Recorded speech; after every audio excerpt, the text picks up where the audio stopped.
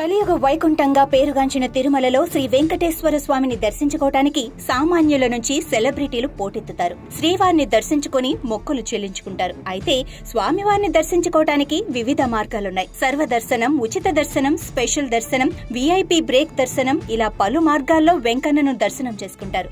అయితే తాజాగా VIP break దర్శనాలకు TTD break వేసింది. తిరుమల శ్రీవారి దర్శనానికి నిత్యం వేలాది మంది భక్తులు తరలి వస్తూ ఉంటారు. దానిలో భాగంగా ప్రతిరోజు సర్వదర్శనం, ఆర్జిత సేవలు, 300 రూపాయల ప్రత్యేక ప్రవేశ దర్శనం, శ్రీవారి ట్రస్ట్ దర్శనాలు, వీఐపీ దర్శనాలు ఉంటాయి. ముఖ్యంగా రాజ్యాంగబద్ద హోదాలో ఉన్న వ్యక్తులు, ప్రముఖులు, మంత్రులు, ఇతర ప్రజా ప్రతినిధులు, రాజకీయ నాయకులు, వారి పరివారంతో వీఐపీ బ్రేక్, శ్రీవారి ఆర్జిత నిత్య సేవల్లో పాల్గొంటూ ఉంటారు. అందులోనూ ప్రజాప్రతినిధులు వారి అనుచర వర్గానికి, నియోజకవర్గాల ప్రజలకు సిఫార్సు లేఖలపై తిరుమలలో వీఐపీ బ్రేక్ దర్శనాలు పొందుతూ ఉంటారు.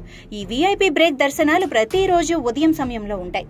ప్రముఖుల నుంచి తీసుకుని వెళ్లే సిఫార్సుల లేఖలను భక్తులు ముందు రోజు తిరుమలలోని అడిషనల్ ఈవో కార్యాలయంలో దర్శనం కోసం అభ్యర్థన పెట్టుకోవాల్సి ఉంటుంది. ఆ తర్వాత టీటీడీ అధికారులు భక్తుల రద్దీ పరిస్థితులను దృష్టిలో పెట్టుకుని దర్శనాలకు ప్లాట్లు కేటాయిస్తారు. ఏపీకి సంబంధించిన ఎమ్మెల్యే, ఎంపీ, మంత్రులు, కేంద్ర మంత్రులు, ఐఏఎస్, ఐపీఎస్ అధికారుల సిఫార్సులపై వీఐపీ బ్రేక్ దర్శనాలకు స్లాట్స్ జారీ చేస్తూ ఉంటారు. ఇటు తెలంగాణ ప్రజాప్రతినిధులకు కూడా వీఐపీ దర్శనాల కోటా ఉంటుంది. అయితే త్వరలోనే ఏపీలో అసెంబ్లీ, లోక్సభ ఎన్నికలు జరగనున్నాయి. దానికి సంబంధించి ఈవేళ ఎన్నికల నోటిఫికేషన్ శనివారం అనగా మార్చి 16 సాయంత్రం 3 గంటలకు వెలువడుతుంది.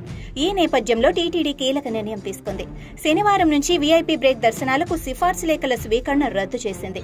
ఆ మేరకు ప్రజాప్రతినిధులకు ఇప్పటికే సమాచారం అందించింది. సిఫార్సు లేఖలు అనుమతించినప్పటికీ ప్రోటోకాల్ పరిధిలోని వ్యక్తులు స్వయంగా వస్తే బ్రేక్ దర్శనం కల్పిస్తారు.